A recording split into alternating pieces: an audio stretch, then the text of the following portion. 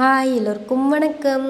இன்றைக்கி ஒரு நியூ வீடியோவில் வந்திருக்கேன். என்னென்னா இன்றைக்கி ஃபுல் டே ரொட்டீன் உங்கள் கூட ஷேர் பண்ணிக்க போகிறேன். இந்த வீடியோ ஒரு டே இன் மை லைஃப் vlog-ஆக தான் இருக்கும். உங்களுக்கு எல்லாம் ரொம்ப பிடிக்கும் நான் நம்புகிறேன். வாங்க வீடியோக்குள்ளே போகலாம். காலையில் எழுந்தோடனே ப்ரஷ் பண்ணிவிட்டு போகிற இடம் கிச்சன் தான். ஏன்னா பாப்பா தூங்கிட்டு இருக்கும்போதே சமைச்சிட்டு வந்தோன்னா அந்த நம்ம என்ன சமைக்கிறோமோ அது தீயாமல் வரும். இல்லை பாப்பாவை பார்த்துட்டு அங்கேயும் அடுப்பும் பார்க்கணுன்னா ரொம்ப ரொம்ப கஷ்டமாக போயிடும். அதனால என் ஹஸ்பண்ட் இருக்கும்போது நான் சமைப்பேன், இல்லைன்னா பாப்பா தூங்கிட்டு இருக்கும்போது நான் சமைப்பேன். இன்றைக்கி பீர்க்கங்காய் சட்னி தான் செய்கிறேன். ஃபஸ்ட்டெல்லாம் இந்த பீர்க்கங்காய் பார்த்தாலே இதை பருப்பு குழம்புலலாம் போடணுமா அப்படிங்கிற மாதிரி இருக்கும். இப்போ அதே சட்னி செஞ்சு சாப்பிட்ற அளவுக்கு நான் வந்து இம்ப்ரூவ்மெண்ட் ஆகியிருக்கேன். என்னென்ன போடுவேன்னு டக்குன்னு சொல்லிடுறேன். பட் இந்த சட்னி சாப்பிட செம்ம டேஸ்ட்டாக இருக்கும். சப்பாத்தி இட்லி எது கூட சாப்பிட்டாலும் அவ்வளோ நல்லாயிருக்கும். வெங்காயம், தக்காளி, அதுக்கப்புறம் பீர்க்கங்காய், கடலப்பருப்பு, புளி, அப்புறமா வந்துட்டு காஞ்ச மிளகா, சீரகம், உப்பு இது எல்லாமே ஒரே டைம் கூட போட்டு நீங்கள் வேக வைக்கலாம். பட் நான் தனித்தனியாக போட்டிருக்கேன்.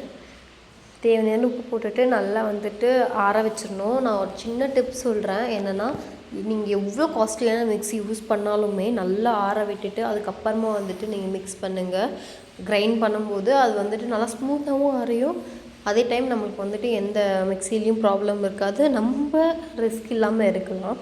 ஏன்னா சூடாக பண்ணும்போதெல்லாம் பஸ்ட் அவுட் ஆகிடும். நான் நிறைய கேள்விப்பட்டிருக்கேன். எங்கள் அம்மா ஒரு டைம் அனுபவிச்சிருக்காங்க. அதனால தான் சொல்கிறேன்.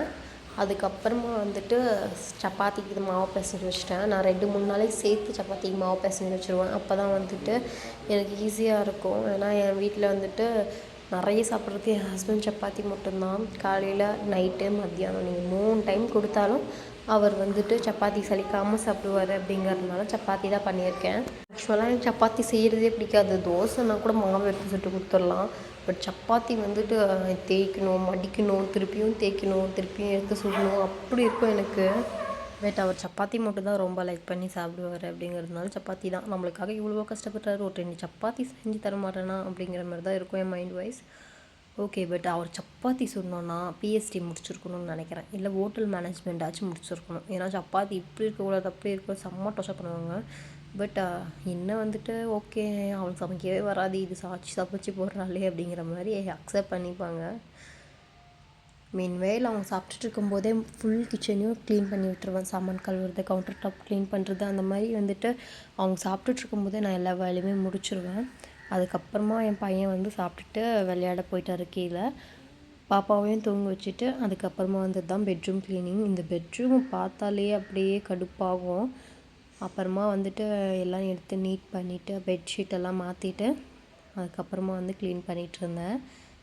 சைடில் எனக்கு பிடிச்ச மாதிரி பாட்டு இல்லை ஏதாச்சும் ஹோம் மேக்கர் விலாக்ஸ் அந்த மாதிரி ஏதாச்சும் போட்டு விட்டுட்டு தான் நான் வேலை செய்வேன். இல்லைன்னா எனக்கு வேலை செய்கிற இன்ட்ரெஸ்ட்டே இருக்காது. எப்போயோ போய் படுத்து தூங்கலாமான்னு தான் இருக்கும். அதுவும் இந்த 2 டேஸாக சம்மர் ஃபீவரு, கோல்டு வேறு இருக்குது. பட் இன்றைக்கி ஃப்ரைடே இல்லையா, ஒரு நல்ல பாசிட்டிவ் வீக்லி ஒன்ஸ் ஆச்சு எனக்கு வந்தாகணும். இல்லைன்னா வந்துட்டு அந்த வீக்கே எதுக்குடா வந்துச்சு அப்படிங்கிற மாதிரி தான் இருக்கும். அப்படியே ஸ்ட்ரெயிட்டாக கீழே பார்த்திங்கன்னா கிளாஸு அந்த மாதிரி நிறைய திங்ஸ் வந்துட்டு கீழே இருக்கும். பாப்பாவை வச்சுட்டு மேலே படுக்க வச்சுட்டு அதுக்கப்புறமா கீழே தான் நான் எப்பவுமே வெஜிடபிள்ஸ் அந்த மாதிரியெல்லாம் கட் பண்ணுவேன். பெட்ரூம்லேயே மோஸ்ட்டாக அந்த வெஜிடபிளெல்லாம் கட் பண்ணிகிட்ருப்பேன்.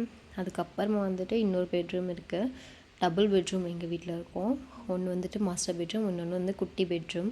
இது வந்து கிட்ஸுக்கு வந்து ஃப்யூச்சரில் வந்து ரூம் பண்ணணும் அப்படிங்கிறதுனால சின்ன பெட்ரூமாக இருந்தாலுமே பண்ணி கொடுங்க அப்படின்னு சொல்லி கேட்டு நாங்களாம் வந்து கஸ்டமைஸ் பண்ணிக்கிட்டது தான் இது. இது கலருமே வந்துட்டு நல்லா கலர்ஃபுல்லாக இருக்கும் பெயிண்ட் அடித்ததுமே வந்துட்டு. பட் ரொம்ப நல்லாயிருக்கும். இது வந்துட்டு டபுள் பெட் அந்த மாதிரி போட்டு கூட நம்ம கிட்ஸ்க்குன்ட்டு ரூம் வந்து ரெடி பண்ணி தரலாம் அப்படின்னு சொல்லிட்டு. இப்போ குளிச்சுட்டு போட்டுக்க வேண்டிய ட்ரெஸ் மட்டும் எங்கள் 3 பேரோடது இங்கே வச்சுருக்கேன். அப்புறமா வந்துட்டு குளிச்சுட்டு வந்தது சாமி பாத்திரம்லாம் எடுத்து கழுவ ஆரம்பிச்சிட்டேன். நான் எப்படி வந்து சாமி பாத்திரம் கழுவுவேன் அப்படின்னு சொல்லிடுறேன். ஃபஸ்ட்டு வந்துட்டு கோதுமை மாவு, விம் ஜெல், அப்புறமா பீத்தாம்பரி, கொஞ்சோண்டு புளி, இது 3 போட்டு லெமன் போட்டு நல்லா பிசைஞ்சிட்டு அதை வந்துட்டு சும்மா நீங்கள் ஸ்க்ரப் இல்லாமல் அந்த தண்ணி வந்து இது மேலே ஊற்றினாலே வந்துட்டு க்ளீன் ஆகிடும். உங்களுக்கு பார்த்தாலே தெரியும். நான் ஸ்க்ரப் பண்ணல, சும்மா கழுவி எடுத்திருக்கேன். அப்போயே வந்துட்டு இவ்வளோ க்ளீனாக இருக்குல்ல. என்கிட்ட இருக்கிறது வெள்ளி குத்து, இந்த காமாட்சம்மா விளக்கு மட்டும்தான் வெள்ளியில் இருக்குது. அப்புறமா ஒரு ஃபோட்டோ ஃப்ரேம், இது 2மே எனக்கு கிஃப்டாக வந்தது தான். அதுக்கப்புறமா வந்துட்டு இது மஞ்சள் இது எப்படியாச்சும் க்ளீன் பண்ணுறதுக்கு ஏதாச்சும் ஒரு டிப்ஸ் அண்ட் ட்ரிக்ஸ் உங்களுக்கு தெரிஞ்சிச்சுன்னா ப்ளீஸ் ஷேர் பண்ணுங்கள். ஏன்னா எனக்கு இது வந்துட்டு துடைக்க வந்து அவ்வளோ கஷ்டமாக இருக்கும். எனக்கு வைக்கும் போது இன்னும் அவ்வளோ கஷ்டம் தெரியாது. இது துடைக்கும் போது இதில் வந்து இருக்கிற மஞ்சள் எல்லாம் வீடு ஃபுல்லாக சிதறி அது வந்துட்டு துடைக்கும் போது ஃபுல்லாக மஞ்சள் மஞ்சளாக ஆகிடுது. எனக்கு ஏன் அது பிடிக்கவே மாட்டேங்கிற மாதிரி இருக்கும். இப்போ ரீசெண்ட் டைமில் ஒரு சின்ன ஸ்க்ரப்பு மாதிரி எடுத்து அதை வந்துட்டு நல்லா ஸ்க்ரப் பண்ணி விட்டுட்டு வெறும் ஸ்க்ரப்பர் தண்ணி இல்லாமல் அப்புறமா வெட் வைப்ஸ் வச்சு தொடச்சிட்டு அதுக்கப்புறமா தான் நான் வந்துட்டு துடைப்போம் இல்லையா, வீடு துடைக்கும் போது அந்த மாப்பவளோட வச்சு இன்னொரு டைம் தொடச்சி விட்டுருவேன். இப்படி இருந்தால் தான் நிறைய வேலை இழுக்குது. பட் என்ன பண்ணுறது, இது வச்சா தான் ஒரு நல்ல பாசிட்டிவ் வைப்பாகவே இருக்குது. அதனால் வந்துட்டு இதை வச்சு தான் ஆகணும் அப்படிங்கிற மாதிரி நான் வச்சிட்ருக்கேன். பட் இது ஏதாச்சும் துடைக்க உங்களுக்கு ஏதாச்சும் டிப்ஸ் அண்ட் ட்ரிக்ஸ் தெரியும்னா ப்ளீஸ் என் கூட ஷேர் பண்ணுங்கள். எனக்கு ரொம்ப ரொம்ப யூஸ்ஃபுல்லாக இருக்கும். உங்களுக்கு பார்த்தாலே தெரியும்னு நினைக்கிறேன். நான் அவ்வளோ மஞ்சள் வந்துட்டு ஃபுல்லாக சிதறி இருக்கும். அதனால் ஃபஸ்ட்டு இதெல்லாம் தொடச்சிட்டு அதுக்கப்புறமா வீடு துடைக்கிறது. ஏன்னா எக்ஸஸாக ஏதாச்சும் இருந்தால் கூட வெளியே வந்துடும் அப்படிங்கிறதுனால தொடச்சிட்டு அதுக்கப்புறமா தான் இது பண்ணுறேன். ஒரு பேக்கெட் வெட் வைப்ஸே காலி பண்ணி வச்சுருக்கேன், நான் காமிக்கிறேன் பாருங்கள். இப்படி தான் யூஸ்வலாகவே வந்துட்டு என்னோடய ஃப்ரைடே ரொட்டீன் இருக்குது. இதை தொடச்சிட்டு அதுக்கப்புறமா வந்துட்டு வீடு துடைக்க தான் போயிட்டுருக்கேன். ஏன்னா இதில் ஏதாச்சும் எக்ஸஸாக அந்த மஞ்சள் ஏதாச்சும் இருந்தால் கூட அந்த வெட் வைப்ஸில் துடைச்சா வந்துடும். இந்த வீடு துடைக்கிற மாப் பற்றி சொல்லியே ஆகணும். என்னென்னா அவ்வளோ எனக்கு வந்துட்டு அவ்வளோ என் ஒர்க்கை ஈஸி பண்ணுது. எனக்கு ரொம்ப ரொம்ப பிடிச்சிருக்கு. இது நான் வந்துட்டு இன்ஸ்டாமார்ட்டில் தான் வாங்கியிருந்தேன். மேபி உங்கள் நியர் லொக்கேஷனில் வந்து அவைலபிளாக இருந்துச்சுன்னா கண்டிப்பாக வாங்கிக்கோங்கன்னு தான் நான் சொல்லுவேன். ஏன்னா வந்துட்டு இது வந்து வீல்ஸ் இருக்குது. எங்கே வேணாலும் டப்பில் தண்ணி வச்சுட்டு ஒவ்வொரு டைமும் பாத்ரூம் போய் பிழிஞ்சு வரணும்லாம் இன்னும் தேவையில்லை. ஒரு டப்பாவில் தண்ணி ஊற்றிட்டு அதில் நம்ம வந்துட்டு லிக்விட் போட்டுட்டு எங்கே வேணாலும் கொண்டு போய் தொடச்சி விட்டுடலாம். இதே மாதிரி வீடு ஃபுல்லாக தொடச்சிட்டு இன்றைக்கி அரிசி மாவு கோலம் போடலாம். ஃபஸ்ட் டைம் ட்ரை பண்ணுறேன். பட் கொஞ்சம் டுட்டோரியல்ஸ் எல்லாம் பார்த்தம்போது அரிசி மாவு கோலத்துக்கு அந்த இது மாதிரி எப்படி சொல்கிறது, அந்த கட்டி மாதிரி செஞ்சு வச்சுக்கிட்டோம் அப்படின்னா அப்பப்போ வந்து எடுத்து யூஸ் பண்ணிக்கலாம் அப்படின்னு சொல்லிட்டு ஊற வச்சு அரைச்சி எடுத்து வெயிலில் கொண்டு போய் காய வச்சிட்ருக்கேன்.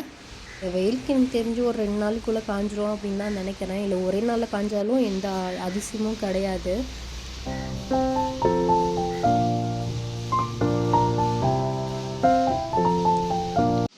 அதுக்கப்புறமா வந்துட்டு பால்கனி கழுவ தான் வந்துட்டேன். ஓரளவுக்கு கழுவிட்டேன். பட் என் பையன் செவுத்தெல்லாம் கிறுக்கி வச்சுருக்கான். இதெல்லாம் மைண்ட் பண்ணிக்காதீங்க. தொடச்சிட்டு அதுக்கப்புறமா வந்துட்டு ஃபுல்லாக தண்ணி ஊற்றி ஒரு டைம் கழுவி விட்டுட்டு இந்த மாப்பில் தண்ணி வந்துட்டு ஸ்க்வீஸ் பண்ணிகிட்டே வந்துடுவேன். அதுக்கப்புறமா இந்த சூப்பரான வியூவெல்லாம் எங்கள் வீட்டுக்கு வெளியே தான் கிடைக்கும். அதனால் அதெல்லாம் பார்த்துட்ருக்கேன். பார்த்துட்டு அப்படியே வந்துட்டு என்னோடய ஒர்க்கிங்கை ஸ்டார்ட் பண்ணிட்டேன். இந்த ஷூ ரேக் வந்துட்டு நான் ஃப்ளிப்கார்ட்லேருந்து தான் வாங்கியிருந்தேன். பட் நீங்கள் வாங்குறீங்கன்னா பார்த்து வாங்குங்க. எனக்கு குவாலிட்டி வந்துட்டு அவ்வளோ நல்லா இல்லை. பட் ஓரளவுக்கு கன்வீனியண்ட்டாக இருக்குது. ஜஸ்ட்டு 850 ருபீஸ்க்கு வாங்கினேன். மஞ்சள் குங்குமம்லாம் வச்சுட்டு உருளியில் பூவெல்லாம் வச்சுட்டு சின்ன மாக்கோளம் எனக்கு பெருசாலாம் போட வராது. பட் இப்போ கற்றுட்ருக்கேன். இதுதான் ஃபர்ஸ்ட் டைம் அப்படிங்கிறதுனால எனக்கு தெரிஞ்சு ஓகேவாக தான் இருந்துச்சு. பாப்பாவுக்கு வந்துட்டு இன்னையோட 5 months ஆக போகுது. அதனால் அவங்களுக்கு ஒரு குட்டி ஃபோட்டோஷூட் பிளான் பண்ணியிருந்தேன். அதை எடுத்துகிட்டு வீட்டில் பூஜை பண்ணிவிட்டு இந்த டேவே வந்துட்டு இதோடு நான் இந்த vlog-ஐ எண்ட் பண்ணுறேன். தேங்க்ஸ் ஃபார் வாட்சிங். இந்த வீடியோ உங்களுக்கு பிடிச்சிருந்துச்சுன்னா நம்ம சேனலை மறக்காமல் சப்ஸ்கிரைப் பண்ணிக்கோங்க. ப்ளீஸ் சப்ஸ்கிரைப் பண்ணி சப்போர்ட் பண்ணுங்கள். எனக்கு ரொம்ப ரொம்ப ஹெல்ப்ஃபுல்லாக இருக்கும். ப்ளீஸ் சப்ஸ்கிரைப் பண்ணுங்கள்.